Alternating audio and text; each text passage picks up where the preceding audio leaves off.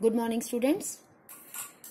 बेटा आज मैं आपको 11th क्लास का सेकंड चैप्टर पढ़ाऊंगी पॉलिटिकल साइंस का, जिसका नाम है स्वतंत्रता यानी कि लिबर्टी। ठीक है, स्वतंत्रता कोई आपके लिए नया शब्द नहीं है। आपने स्वतंत्रता शब्द काफी बार सुना है और आप सब जो है स्वतंत्रता का मीनिंग भी अच्छे से जानते हैं।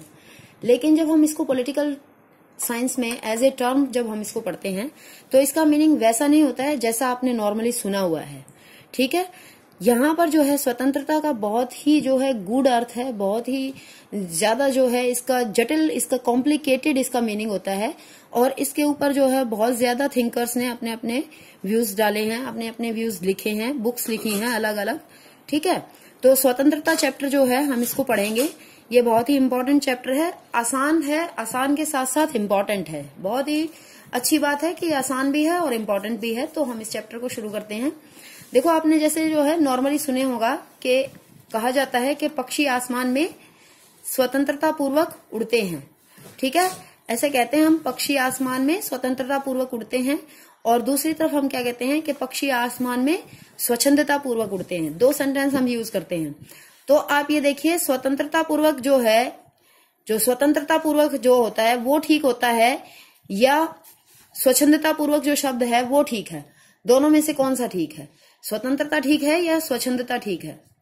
तो जैसा आपके प्रीवियस मीनिंग के अनुसार जो है आप सोच सकते हैं कि स्वतंत्रता शब्द ठीक होगा, लेकिन ऐसा नहीं है। स्वतंत्रता शब्द जो है पक्षी के लिए अगर हम प्रयोग कर रहे हैं तो वो गलत है। पक्षी आसमान में कैसे उड़ते हैं? स्वच्छंदता पूर्वक उड़ते हैं। ठीक है, तो यहाँ पर हमें बेसिक मीनिंग पता लग जाता है इस तरीके से कि स्वच्छंदता का और स्वतंत्रता का दोनों का मीनिंग अलग अलग है। स्वतंत्रता का मीनिंग यहाँ पर हम अब लेसन पढ़ेंगे तो आपको समझ में आ जाएगा। पहले मैं आपको स्वच्छंदता का मीनिंग बता देती हूँ। स्वच्छंदता मीन्स क्या होता है कि जब पक्षी आसमान में उड़ता है, ठीक है, जब पक्षी आसमान में उड़ना, ये मान लीजिए एक पक्षी है, ये जब आसमान में उड़ना शुरू करता है तो बेटा ये इसका एक कोई सीधा पाथ नहीं होता है। ये कभी इधर उड़ता है, कभी ये इधर उड़ता है, कभी उधर उड़ता है, कभी ये पीछे आ जाता है। तो इस तरीके से पक्षी जो है आसमान जो होता है उसके अंदर वो स्वच्छंदता पूर्वक उड़ता है। वो उसका कोई निश्चित पाथ नहीं होता है, कोई निश्चित रास्ता नहीं होता है कि उसको इसी पर उड़ना है। समझ गए आप बात? तो अब आपने लेसन पर आ जाइए, बुक ले लीजिए हाथ में फटाफट। बुक के अकॉर्डिंग जो है लेसन को देखते चलेंगे। देखो, सबसे पहले जो है स्वतंत्रता शब्द की उत्पत्ति मानव जाति के साथ ही हुई है। ठीक है, मानव जो स्वतंत्रता है वो मानव जीवन में किस तरीके से काम करती है? जैसे मनुष्य के जीवन में ऑक्सीजन का जो रोल है वही मानव के जीवन में स्वतंत्रता का रोल है। जैसे ऑक्सीजन अगर मनुष्य को ना मिले तो वो क्या हो सकता है? वो मर सकता है। ठीक है, वैसे ही अगर मनुष्य के जीवन में स्वतंत्रता नहीं रहेगी तो वो क्या हो सकता है? वो भी धीरे धीरे मर सकता है। उसका अगर वो स्वतंत्र नहीं रहेगा तो वो कैसे अपने जीवन का विकास कर पाएगा? कैसे किसी प्रकार से जो है वो जीवित रह पाएगा? तो इस तरीके से ये माना जाता है कि जैसे जो मानव जीवन के अंदर ऑक्सीजन का स्थान है, जो मानव को जीवित रखने के लिए ऑक्सीजन का जो रोल है, वही मानव जीवन में स्वतंत्रता का वही रोल है। ठीक है, इस स्वतंत्रता को प्राप्त करने के लिए जो है बड़ी बड़ी क्रांतियां हुई हैं। जैसे इंग्लैंड की गौरवपूर्ण क्रांति 1688, अमेरिका का स्वतंत्रता संग्राम 1776 और फ्रांस की राज्य क्रांति 1789 और भारतीय स्वतंत्रता संग्राम। ये सारे एग्जाम्पल्स तो आपके सामने है ही है, क्योंकि आप ये पहले सब पढ़ चुके हैं 10th में। आपको अच्छे से पता है इन सब चीजों के बारे में। इसके अलावा जो है जब आपने फ्रांस की क्रांति पढ़ी थी तो उसमें आपने जीन जैक्स रूसो का नाम भी पढ़ा था। रूसो ने जो है लिबर्टी, इक्वेलिटी एंड फर्टिनिटी, ये जो है स्वतंत्रता, समानता और भाईचारा, बंधुत्व की जो बात कही थी, बंधुत्व का जो नारा दिया था वो बहुत ही इंपॉर्टेंट नारा था। इसके अलावा तिलक ने कहा था कि स्वराज मेरा जन्मसिद्ध अधिकार है और मैं इसे लेकर ही रहूंगा। तो स्वतंत्रता प्राप्ति के लिए बहुत सारे लोगों ने बहुत सारे वर्षों से जो है अपने प्राणों को निछावर किया है और स्वतंत्रता को प्राप्त करने के लिए पूरा प्रयास किया है। समझ रहे हैं? स्वतंत्रता के लिए नेल्सन मंडेला का नाम आपने सुना है। नेल्सन मंडेला जो है दक्षिण अफ्रीका के थे। वो 28 ईयर्स तक जेल की कोठरी में रहे थे ताकि जो है उनको आजादी मिल सके, रंग भेद से छुटकारा मिल सके, समानता का अधिकार मिल सके, जीवन में स्वतंत्रता उन्हें प्राप्त हो सके। इसके अलावा जो है आंग सान सू की, ये भी एक बहुत इंपॉर्टेंट नेम है। ये म्यांमार के अंदर है। ये भी काफी वर्षों तक, करीबन जो है 14 सालों तक ये जेल में बंद रही थी। जेल में क्या, ये जेल जेल में नहीं बेटा, इसको हम जो है जेल में बंद रही थी, यानी कि इनको अपने घर में ही जो है नजरबंद कर दिया गया था, क्योंकि ये म्यांमार में लोगों को आजादी की, स्वतंत्रता के बारे में जो है बहुत ज्यादा लोगों को भाषण देती थी, उनको बताती थी। तो इसलिए जो है वहां पर आंग सान सू की को भी उनके घर में ही जेल की तरह बंद कर दिया गया था। ठीक है, लेकिन वास्तविकता क्या है? वास्तविकता ये है कि स्वतंत्रता के बिना किसी भी व्यक्ति का जीवन जो है सुखी नहीं हो सकता है। स्वतंत्रता के बिना कोई भी व्यक्ति किसी भी प्रकार का विकास नहीं कर सकता है। ठीक है, लेकिन स्वतंत्रता का मीनिंग जो है सब लोगों के लिए अलग अलग है। स्वतंत्रता का मीनिंग, कुछ लोग जो है ऐसे सोच सकते हैं कि स्वतंत्रता का मीनिंग होता है हम जो भी काम करना चाहें उसे करने की छूट है। कुछ लोग जो है स्वतंत्रता का मीनिंग ये समझ सकते हैं कि भाई स्वतंत्रता का मीनिंग ये होता है कि भाई हम परंपराओं और बंधनों से हमारी मुक्ति हो गई है और हम अब जो है सांसारिक मोह माया से मुक्त होकर के और हम कहीं पर भी जा सकते हैं। कुछ भी, मतलब स्वतंत्रता का मीनिंग हर व्यक्ति के लिए अलग अलग हो सकता है। ठीक है, लेकिन हम यहाँ पॉलिटिकल साइंस में स्वतंत्रता का मीनिंग ऑफ लिबर्टी किस तरीके से पढ़ते हैं। देखो, सेकंड पैराग्राफ से आप स्टार्ट करेंगे, जहां पर बेटा मैंने निशान लगा रखे हैं, आप अपनी बुक में निशान लगाएंगे वहां पर। ठीक है, वीडियो को बीच में पॉज कर लेना, जहां पे निशान लगे हुए हैं वहां पर निशान लगाने हैं, और उसके बाद जो है उसको रीडिंग करना है, पूरे को रीडिंग करना है, लेकिन जहां पर निशान लगे हुए हैं वो चीजें आपको याद करनी है। देखो, स्वतंत्रता अंग्रेजी भाषा के शब्द लिबर्टी का हिंदी रूपांतर है। अंग्रेजी भाषा के इस शब्द की उत्पत्ति लैटिन भाषा के लिबर शब्द से हुई है।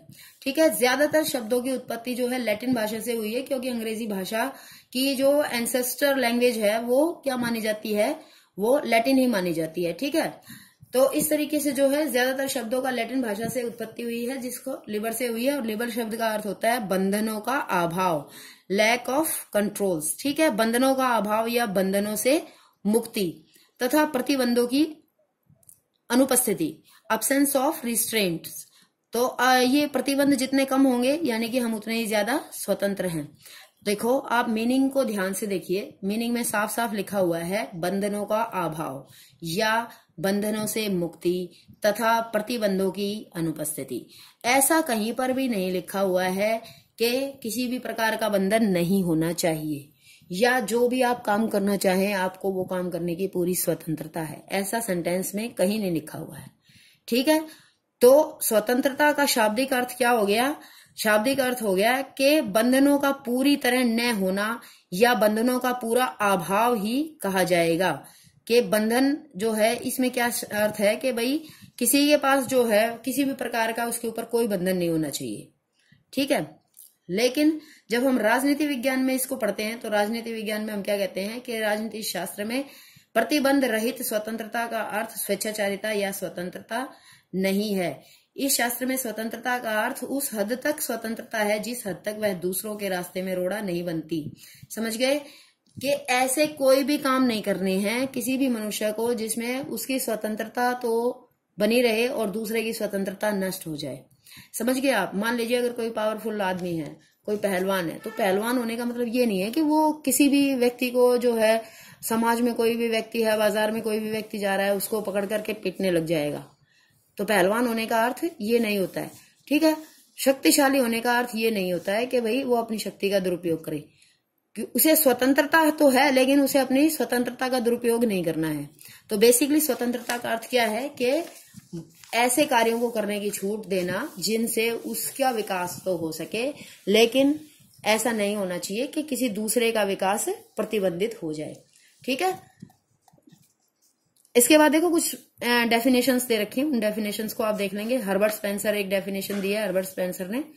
ठीक है, ये विचारक है, हमारे थिंकर हैं, इन्होंने दिया है डेफिनेशन। प्रत्येक व्यक्ति वह कुछ करने को स्वतंत्र है जिसकी वह इच्छा करता है, लेकिन उससे किसी दूसरे व्यक्ति की वैसी ही स्वतंत्रता नष्ट न हो। यानी कि जैसे मैंने आपको अभी पहले बताया कि प्रत्येक व्यक्ति को वो सब कार्य करने की छूट है जो वो करना चाहता है, किंतु वो कार्य ऐसे नहीं होने चाहिए जिससे दूसरों की स्वतंत्रता का हनन हो। समझ गए? कि पहलवान को कोई हक नहीं है कि वो दूसरे व्यक्तियों को, कमजोर व्यक्तियों को मारे पीटे। ठीक है, दूसरी डेफिनेशन देखो, महात्मा गांधी जी क्या कह रहे हैं कि स्वतंत्रता का अर्थ नियंत्रण का अभाव नहीं अपितु व्यक्तित्व के विकास की प्राप्ति है। कि स्वतंत्रता जो है इस प्रकार से दी जानी चाहिए जिससे कि दूसरे व्यक्ति भी अपना विकास कर सके, सब लोग अपना विकास कर सके। प्रोफेसर लास्की क्या कहते हैं कि स्वतंत्रता का अर्थ उस वातावरण की उत्साहपूर्ण रक्षा करना है जिसमें मनुष्यों को अपना उज्ज्वलतम भविष्य स्वरूप प्रकट करने का अवसर प्राप्त हो। ये सारी डेफिनेशन हमको जो है लास्ट में कंक्लूड करके हमें ये बताती हैं कि कोई भी ऐसा कार्य जिसको करने से एक व्यक्ति की स्वतंत्रता तो बनी रहे परंतु दूसरे व्यक्ति की स्वतंत्रता नष्ट होती हो, तो ऐसे कार्य नहीं करने हैं। ठीक है, जिसकी लाठी उसकी भैंस, ऐसे माहौल नहीं बनाना है कि पावरफुल इंसान ही समाज में जिंदा रहे और कमजोर इंसान जो है समाज में जीवित ही ना रह पाए। तो ऐसा माहौल नहीं बनाना है। स्वतंत्रता का ऐसा अर्थ बिल्कुल नहीं होता है। उसके बाद देखो इसके लक्षण क्या क्या है बेटा। सबसे पहला लक्षण देखो, स्वतंत्रता का सही अर्थ केवल प्रतिबंधों का अभाव नहीं है। Liberty does not mean absence of restraints, यानी कि स्वतंत्रता का अर्थ केवल प्रतिबंधों का अभाव नहीं होता है। ये पूरे पॉइंट आप पढ़ोगे तो आपको मीनिंग आपको पता लग जाएगा कि स्वतंत्रता का अर्थ जो है उन परिस्थितियों का होना होता है जिसके बिना व्यक्तित्व का विकास संभव नहीं है। उदाहरण के लिए यही आवश्यक है कि रोजगार प्राप्त करने का प्रतिबंध न हो, बल्कि यह भी जरूरी है कि भोजन, वस्त्र और आवास की सुविधाएं उपलब्ध हो तथा बेरोजगारी, बीमारी तथा बुढ़ापे की स्थिति में व्यक्ति को भूखा न मरना पड़े। ठीक है, तो केवल जो है सरकार की तरफ से ये कह देना कि तुम सब स्वतंत्र हो है, तो इसका ही अर्थ नहीं है कि भाई स्वतंत्र हो गए। स्वतंत्र नहीं है तो इसके साथ साथ जो है इस तरीके का माहौल भी होना चाहिए कि हम अगर स्वतंत्र हैं तो हम उसमें कुछ अपनी प्रोग्रेस कर सकें। सेकंड पॉइंट देखो, स्वतंत्रता का अर्थ विशेषाधिकार का अभाव है। सीधी सी बात है, जब हम स्वतंत्रता प्रदान कर रहे हैं तो वहां पर विशेषाधिकारों के लिए, यानी कि किसी को कोई विशेष अधिकार देना, कोई प्रिविलेज देना, किसी को अलग से जो है स्पेशल ट्रीटमेंट देना, वो मना होता है, उसको जो है गलत समझा जाता है। ठीक है, किसी को कोई अलग से ट्रीटमेंट नहीं दिया जाएगा। सब मनुष्य समान है, सब जो है अपने योग्यता के अनुसार जो है अपनी स्वतंत्रता का उपयोग करेंगे। उसके बाद व्यक्ति और समाज के हित समान है, यानी कि uniformity of interest of individual and society.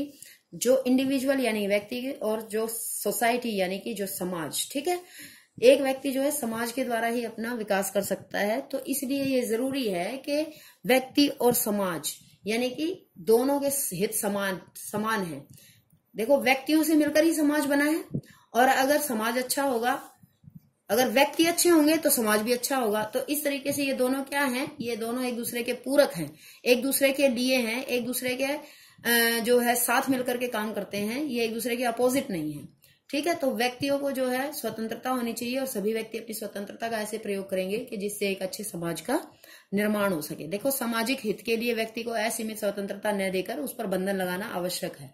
ठीक है, उसके बाद फोर्थ बात देखो, फोर्थ पॉइंट क्या कहता है कि स्वतंत्रता पूर्ण या असीम नहीं हो सकती है, यानी कि liberty can not be infinite और एब्सोल्यूट, यानी कि ये नहीं कह सकते हम कि स्वतंत्रता किसी भी रूप में, जैसे मैं आपको बेटा शुरू से ही बता रही हूँ कि स्वतंत्रता कभी भी ऐसी नहीं हो सकती है कि जिस व्यक्ति को जो भी करना हो उसको करने की छूट दे दी तो वो स्वतंत्रता होगी। अगर ऐसा होता है तो वो पूरी तरह से क्या है, वो गलत है कि कुछ भी करने की छूट नहीं है, बल्कि जितना जो है जिसका जैसा अधिकार है उसके अनुसार ही वो कार्य करे। जैसे मान लीजिए हम एक फैक्ट्री का उदाहरण ले सकते हैं कि उद्योगपति का यह अधिकार है कि वो कारखाने में कितना माल आएगा, किस तरीके से काम होगा, इस बात का निर्णय ले सकता है, परंतु वो मजदूरों को जबरदस्ती, मजदूरों के साथ किसी प्रकार की जबरदस्ती नहीं कर सकता है, वो उनका शोषण नहीं कर सकता है, वो जब चाहे उनको नौकरी से निकाल दे, ऐसा नहीं कर सकता है। समझ रहे हो आप कि स्वतंत्रता तो है लेकिन स्वतंत्रता कभी भी अपूर्ण या कभी भी जो है असीम या पूर्ण नहीं होती है, कि पूरी तरह से कोई स्वतंत्र नहीं है, जिसका जो मन करे वो वही करेगा।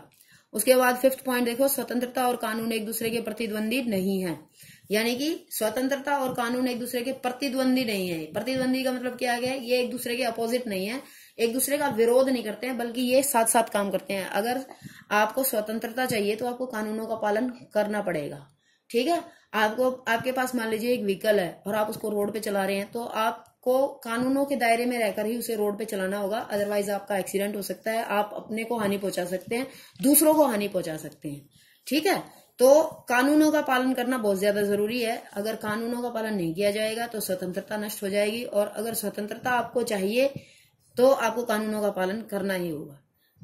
अगर ये स्वतंत्रता जरूरी है आपके विकास के लिए, तो कानूनों का पालन करना भी बहुत ज्यादा जरूरी है, जिससे कि समाज में अराजकता माहौल अराजकता का माहौल ना आए, ऐसा माहौल पैदा ना हो कि केवल शक्तिशाली व्यक्ति ही जीवन व्यतीत कर सके, खुशी खुशी अपना जो है जीवन चला सके, बाकी सब जो है एक तरफ बैठे रहो।